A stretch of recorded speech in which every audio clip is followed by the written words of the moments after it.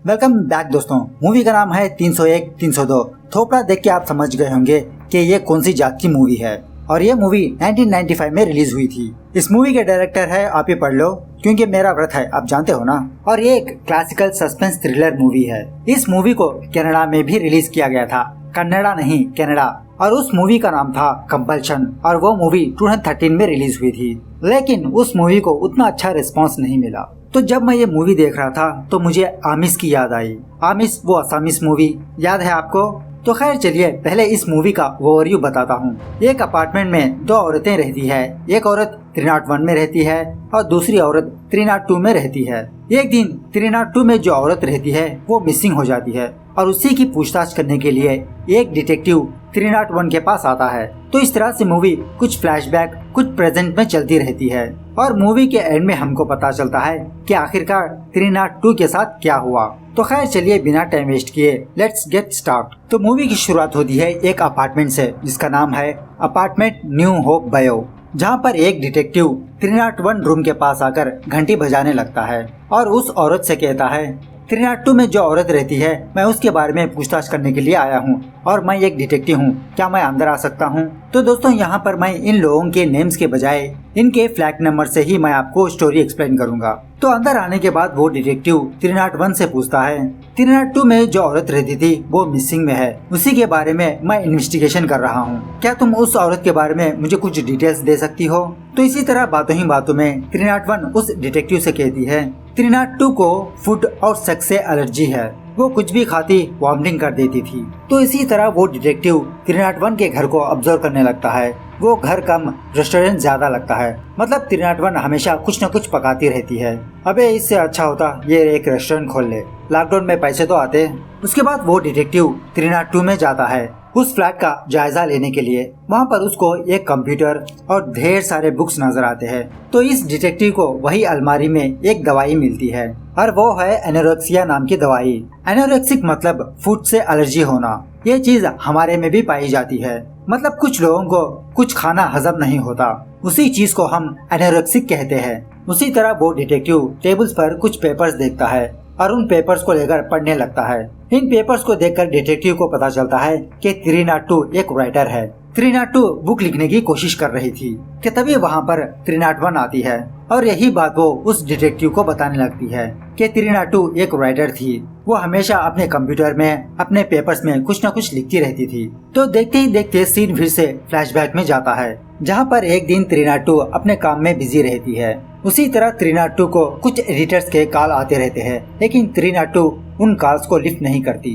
क्या तभी इसके अपोजिट फ्लैट में मतलब 301 में ये औरत आके रहने लगती है और कुछ वर्कर्स को बुलाकर अपने घर का कंस्ट्रक्शन करती रहती है। तो पहले तो 301 को देखकर इग्नोर कर देती है, उससे सीधी तरह से बात नहीं करती। जब एक दिन 301 के घर में कंस्ट्रक्शन का काम चल रहा होता है, उस कंस्ट्रक्शन के कारण 302 के पास जो बुक्स होते हैं वो नीचे गिरने लगते हैं। ये देखकर 302 अपने फ्लैशबैक को याद करती है, जैसा लगता हो 302 के साथ किसी ने सेक्सुअल अब्यूज किया हो, इसीलिए 302 हमेशा अकेली रहती है। उसके बाद फिर से 301 का फ्लैशबैक दिखाया जाता है, जहाँ पर 301 अपने सामान को पैक करती रहती है, मतलब नए फ्लैट आने के लिए। और उसी वक्त 301 का हस्बैंड वहाँ पर आता है और उसको क्रिटिसाइज करने लगता है कि वो मोटी हो गई है। और इसी को ध्यान में रखकर 301 ये ठान लेती है वो किसी भी तरह करके वेट लूज करेगी। उसके बाद एक दिन 301 कुछ डिश बनाकर 302 के पास आती है उसे देने के लिए, लेकिन 302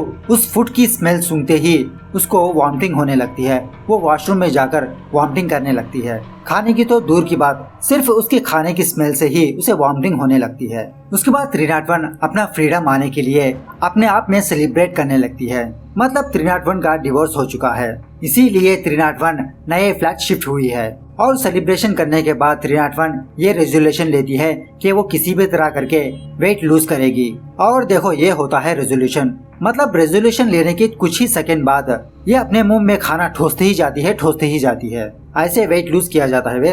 तो खैर दूसरे दिन 301 एक और डिश बनाकर जबरदस्ती 302 के घर में घुसी आती है और उस खाने को 302 को जबरदस्ती खिलाने लगती है। लेकिन 301 से कहती है प्लीज तुम वहाँ पर रख दो, मैं बाद में खा लूंगी। ये देखकर 302 से पूछती है शायद तुमको सेक्स पसंद नहीं है, क्या तुम रेप का शिकार हुई हो?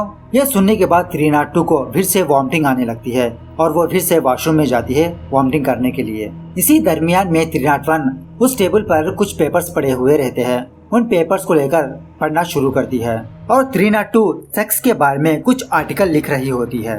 ये देखकर 301 समझती है जिसको सेक्स का यस नहीं आता वो सेक्स का आर्टिकल लिखने जा रही है। तो 301 अपने घर आने के बाद 302 पर गुस्सा करने लगती है।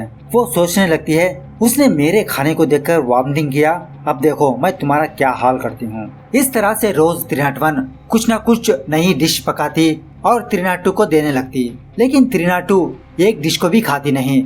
जो भी 302 को देती वो सारा सब कुछ वो डस्टबिन में फेंकती रहती। तो इस तरह से रोज सिलसिला चलता रहता है। जब एक दिन 302 उस सारे खाने को लेकर बाहर फेंकने जा रही होती है कि तभी 301 अपने घर से बाहर आती है और अपने खाने को बाहर फेंकता हुआ देखकर ये डिसअपॉइंट हो जाती है और 301 उस खाने को लेकर अपने घर में चली जाती है।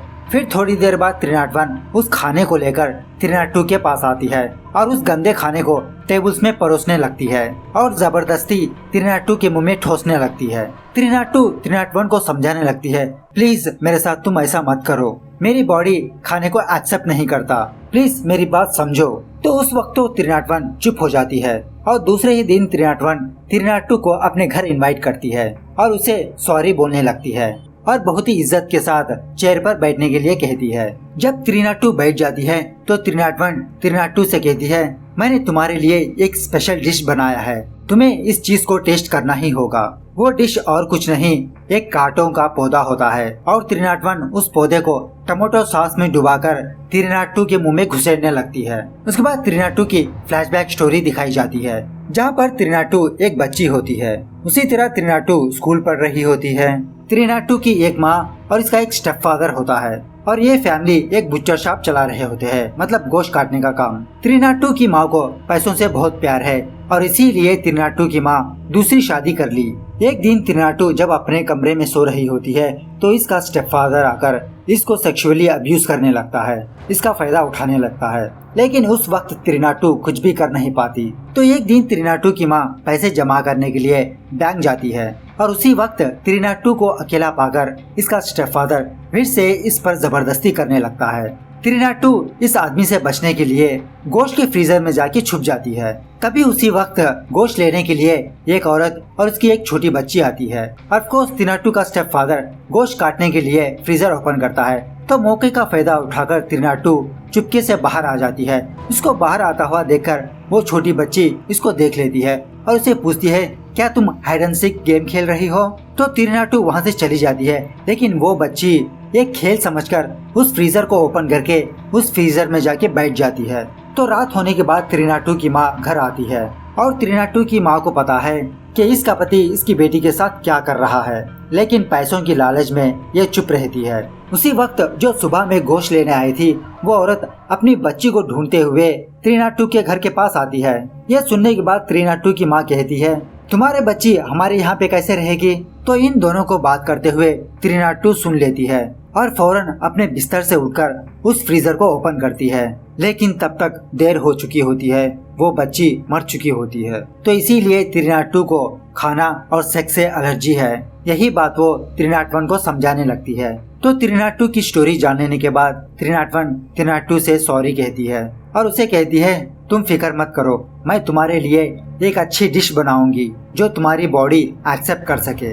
इस तरह से 301 फिर से कुछ नॉनवेज और कुछ वेज के डिशेस बनाने लगती है और 302 को खिलाने लगती है, लेकिन फिर भी 302 की बॉडी इन चीजों को एक्सेप्ट नहीं करती। वो फिर से वॉमिटिंग करने लगती है। उसके बाद सीन फिर से प्रेजेंट डे पर आता है जहाँ पर 301 के पास वो डिटेक्टिव होता है और उसी वक्त डिटेक्टिव को एक कॉल आता है और वो आदमी डिटेक्टिव को बताने लगता है 301 में जो औरत है उसने अपने पति को अपने पेट डॉग का गोश्त खिलाया है और इसी वजह से इन दोनों का डिवोर्स हो चुका है। तो ऑफ कोर्स वहीं पर 301 भी होती है। तो ये बातें सुनकर अंदर का अंदर मुस्कुराने लगती है, मतलब this is called thug life. उसके बाद 301 की स्टोरी दिखाई जाती है जहाँ पर 301 की नई शादी होती है और ये दोनों वाइफ एंड हस्बैंड बहुत खुश रहते हैं। 301 वाइफ का फर्ज निभाते हुए अपने पति को डिफरेंट टाइप ऑफ डिशेस बना के उसे खिलाने लगती है। उसका पति भी इन टेस्ट को देखकर खुश हो जाता है और ऊपर से इन दोनों की सेक्स लाइफ इनके रिलेशनशिप को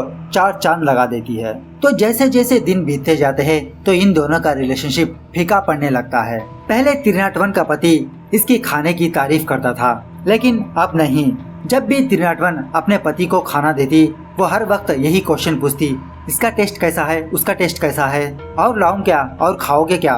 तो इन सारी चीजों से 301 का पति तंग हो जाता है और बीच में ही खाना बचा देता है, और जो बचा कुचा खाना होता है वो 301 खाते रहती है और उसी तरह से 301 बहुत मोटी होने लगती है। और 301 मोटी होने की वजह से इसका हस्बैंड इसके पास नहीं आता। एक दिन 301 ये देखती है, मतलब इसका पति किसी और के साथ अफेयर में होता है। ये देखकर 301 को और गुस्सा आता है। 301 का पति 301 को कह के गया था कि उसके कुत्ते को नहलाए धुलाए, लेकिन 301 उस कुत्ते को नहलाने के बजाय उस कुत्ते को पानी में छोड़ देती है, जिसकी वजह से उस कुत्ते को बुखार आ जाता है और उसका पति 301 पर चिल्लाने लगता है। 301 को और गुस्सा आता है और उसके पति को उसी कुत्ते का गोश्त खिलाती है। 301 का पति आधा गोश्त तो खा ही चुका होता है, तब जाके इसको पता चलता है कि वो कुत्ते का गोश्त है। अबे कुत्ते का गोश्त कौन खाता है बे? तो खैर इस तरह से ये दोनों कोर्ट में जाते हैं अपने डिवोर्स की अपील करने के लिए। अब चूँकि 301 उसके पति को खाना खिलाती थी, इसकी वजह से जज 301 के पति को कहता है कि हर महीना 301 को तुम कुछ न कुछ पैसे देना होगा। तो इस तरह से इन दोनों का डिवोर्स हो जाता है और इसीलिए 301 एक नए फ्लैट में रहने लगती है। उसके बाद 301 302 को एक जूस बना के देती है, लेकिन 302 उसे भी वॉमिटिंग कर देती है। 302 सिर्फ पानी पी के और कुछ मेडिसिन खा के अपनी जिंदगी गुजार रही होती है। तो बहुत खाना वाना ट्राई करने के बाद 301 302 से कहती है, तुम्हारी बॉडी जिस खाने को एक्सेप्ट करना चाहती है वो खाना इस दुनिया में मौजूद नहीं है। ये सुनने के बाद 302 301 से कहती है, क्या उस कुत्ते ने बहुत सफर किया था और मेरा टेस्ट कैसा रहेगा, क्या मैं टेस्टी रहूंगी? ऐसा कहते हुए 302 नेकड़ खड़ी हुई रह जाती है और 301 समझ जाती है और देखते ही देखते 301 302 को गला दबा के मार देती है और एक चाकू लेकर 302 के टुकड़े टुकड़े कर देती है और उसी का गोश्त पकाकर वो खुद खाने लगती है। और इसी तरह 301 302 को इमेजिनेशन करने लगती है कि काश 302 भी इसके साथ बैठकर ऐसा गोश्त खाया होता। उसके बाद बैकग्राउंड में ये आवाज आती है, अब जाके मेरा अकेलापन खत्म हुआ है। जब 301 नेकड़ अपने बिस्तर पर लेटी हुई रहती है तो वो फिर से 302 को याद करने लगती है और 302 301 से कुछ बातें करती रहती है और यहाँ पर ये मूवी दी एंड होती है। तो दोस्तों अब आते हैं इसकी एंडिंग, लॉजिक, मीनिंग पर। एक्चुअली हर एक साइकोलॉजिकल थ्रिलर फिल्म में डायरेक्टर ये 3 चीजें ऐड करता है। Number 1 symbolism, number 2 subtext, number 3 एरोनी। तो इस मूवी में डायरेक्टर ने 2 चीजों का यूज किया है, वो है सिंबोलिज्म और एरोनी। तो सिंबोलिज्म के तौर पर हम खाने को ले सकते हैं, मतलब 301 को खाना ही नहीं खाना पकाना भी बहुत बहुत पसंद है और उसी तरह नए नए डिश ट्राई कर कर दूसरों को खिलाना भी पसंद है। इसीलिए होल मूवी में 301 हमेशा कुछ न कुछ पकाती रहती है, कुछ न कुछ बनाती रहती है। तो इसे ही सिंबोलिज्म कहते हैं। अब एरोनी की बात करें तो इस मूवी में सेक्स को भी दिखाया गया है, मतलब 301 को खाना ही नहीं सेक्स करना भी बहुत पसंद था, लेकिन जैसे जैसे दिन बीतते गए इसका पति इसे इग्नोर करते गया। ठीक उसी तरह इसी खाने और सेक्स की वजह से 302 को ये एलर्जी हुई है। इसीलिए कहते हैं बचपन में जो कुछ भी चलता है वो बड़े होने के बाद उसका असर दिखाता है। इसीलिए बच्चों को अच्छे माहौल में बड़े होना चाहिए, वरना उसका इम्पैक्ट बड़े होने के बाद दिखने लगेगा। तो उसी तरह इस मूवी में ऑप्शनल और कंपलसरी को भी दिखाया गया है। ऑप्शनल मतलब सेक्स।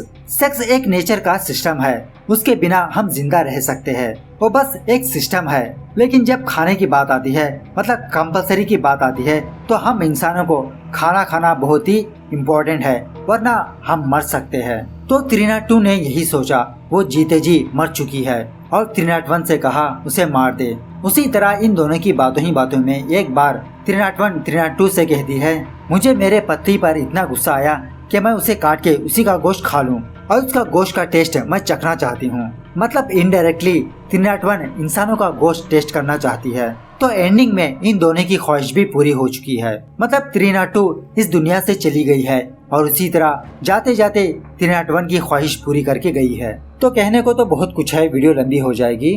तो आपको ये मूवी कैसी लगी कमेंट करके बताना जरूर। मिलते हैं अगली वीडियो में, तब तक take care, bye bye, see you soon.